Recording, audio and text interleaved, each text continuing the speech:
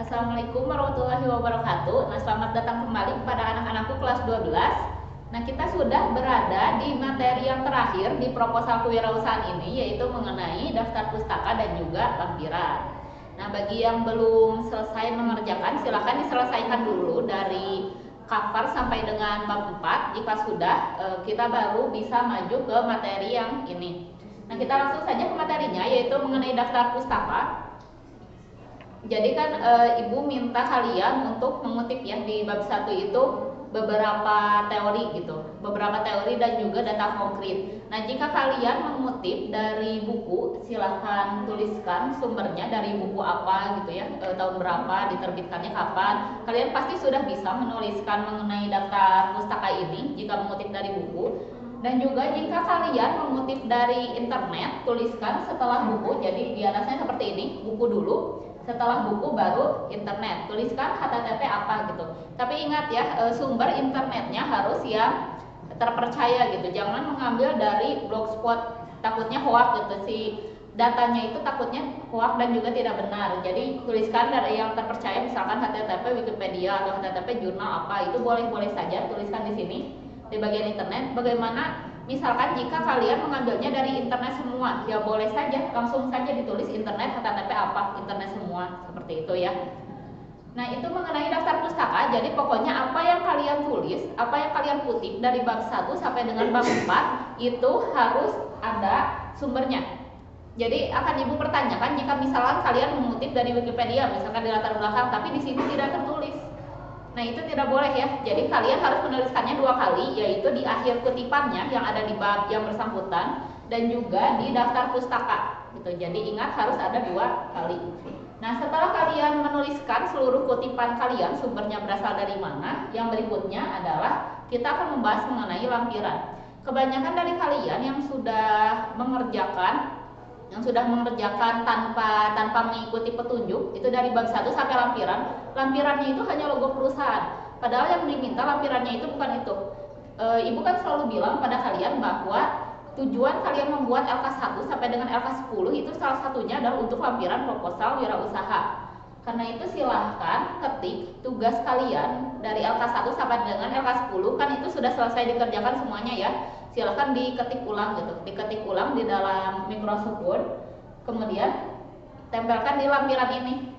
Atau kalian boleh ngetik langsung atasnya lampiran terus isinya LK1 sampai dengan LK10, itu boleh ya. Yang rapih ya mengetiknya di Microsoft Word seperti itu, dari LK1 sampai dengan LK10. Dikasih tanda LK1 tugas apa, lalu datanya, LK2 tugas apa, lalu datanya, seperti itu. Nah, yang berikutnya setelah LK1 sampai dengan LK10 kalian, kalau ini tinggal ngetik ulang aja, nggak usah mikir lagi ya, karena pasti sudah mengerjakan. Yang berikutnya itu mengenai nota penjualan produk perusahaan Anda.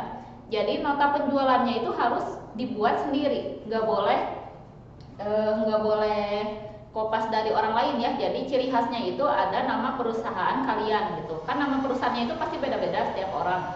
Nah, contoh dari format nota penjualan itu kayak gini.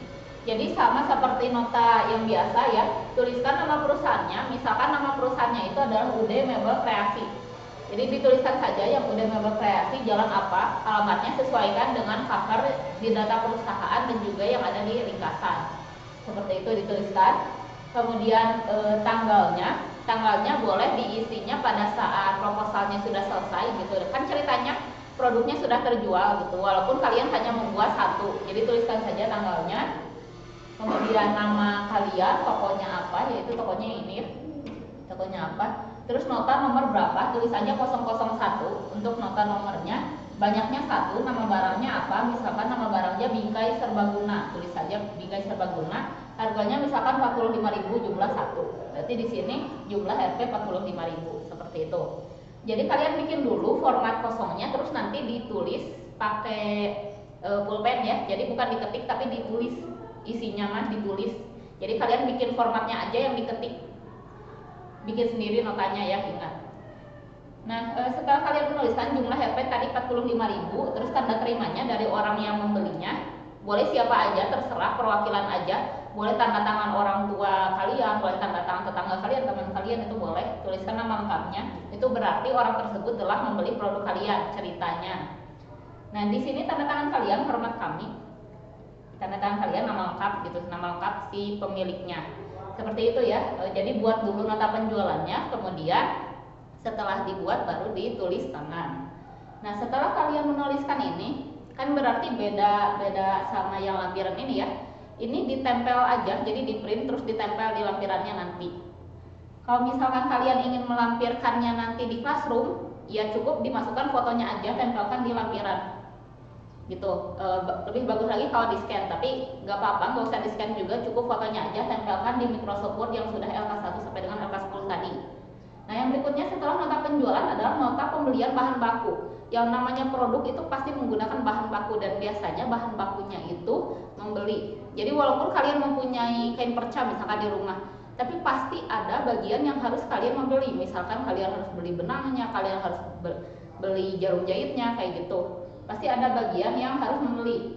Nah, itu harus menggunakan nota. Jadi ada buktinya. Misalkan kalian menuliskan di LK9 itu modal yang saya keluarkan adalah 20.000 misalkan, atau 30.000.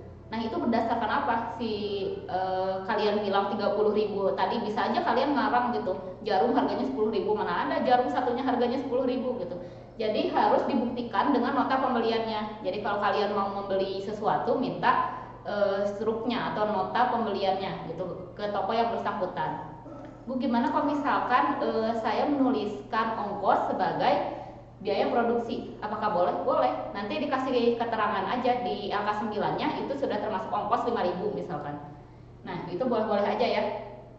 Nah, yang berikutnya foto-foto pembuatan produk. Jadi pada saat kalian sudah selesai mengerjakan sampai daftar pustaka, langsung dibuat produknya. Misalkan tadi membuat produk bingkai serbaguna atau membuat produk tote bag. Nah, langsung dijahit si produk tote bagnya setelah kalian membeli bahan baku tadi. Nah, pada saat pembuatannya itu di video ya, durasi maksimalnya 5 menit. Nah, kan kenyataannya itu pasti lama membuat produknya, jadi dipotong-potong si videonya itu sampai dari awal produknya itu masih berbentuk bahan mentah, jadi masih bentuknya kain, sampai jadi tote bag gitu. Itu harus ada potongan dari videonya membuktikan bahwa kalian itu bikin sendiri, bukan beli atau dibikinin sama orang lain gitu. Bu, boleh nggak kalau misalkan saya nggak bisa ngejahit tapi saya mau membayar tukang jahit dan itu ada biayanya di LK9? Boleh.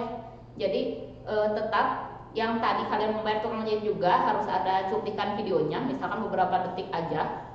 Itu nggak apa-apa. Dijahitin sama orang lain juga nggak apa-apa, yang penting itu benar-benar ide kalian. Jadi kan kalau kita menyewa orang lain itu masuknya ke tenaga kerja ya, di LK9 juga sebenarnya sah-sah aja, boleh.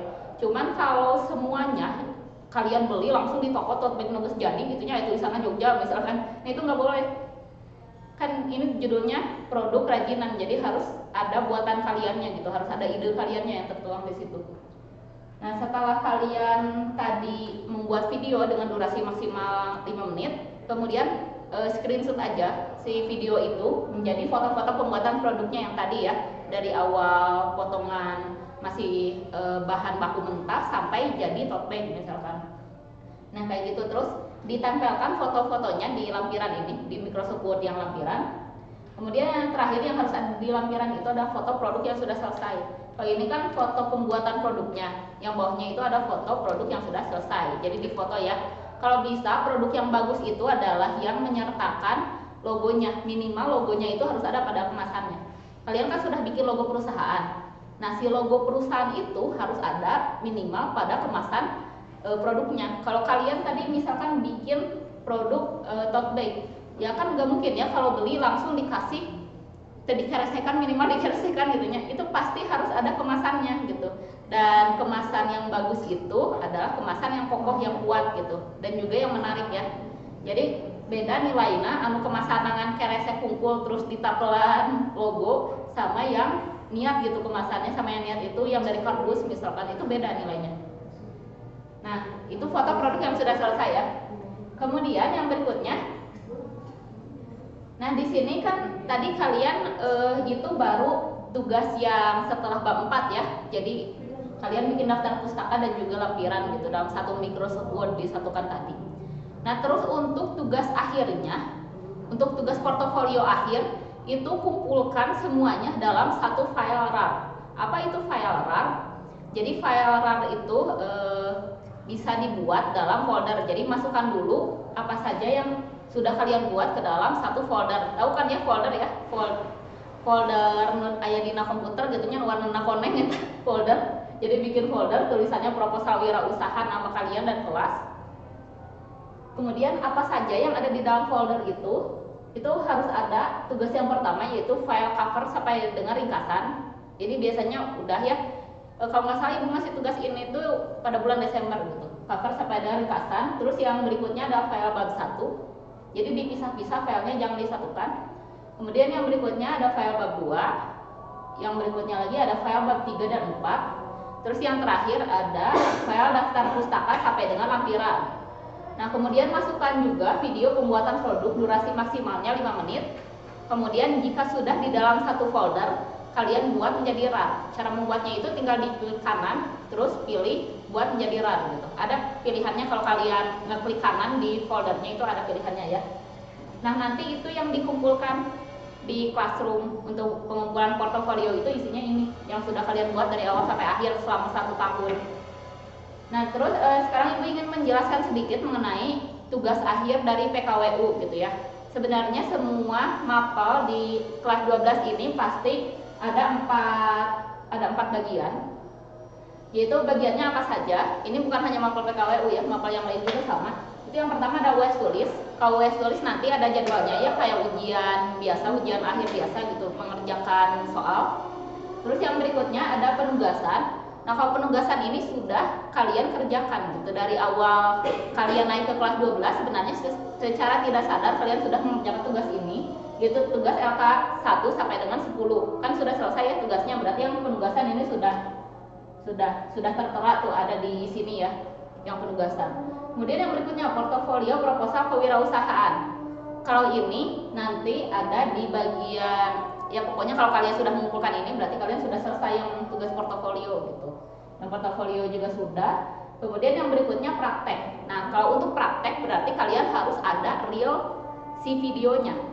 Jadi produknya. Jadi harus ada produknya gitu. Bentuk fisik dari produk kalian itu harus ada, dan ini harus dikumpulkan ke sekolah. Dikumpulkannya nanti aja kalau kalian kebetulan sedang ke sekolah gitu ya, pada saat portofolionya sudah selesai.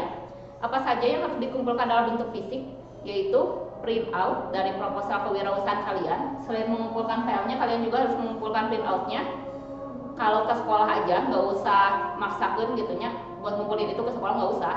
Kalau kalian kebetulan sedang ke sekolah saja, mengumpulkan print out dari proposal kewirausahaan dan juga produknya minimal 1. Kalau misalkan bikin tote bag, berarti proposal sama tote bag gitu, sama file ini. File ini nanti dikirimkan di Classroom ya. Kalau yang ini langsung aja dikirimkan ke sekolah. Dan apa yang kalian buat fotonya itu harus sama dengan produk jadinya.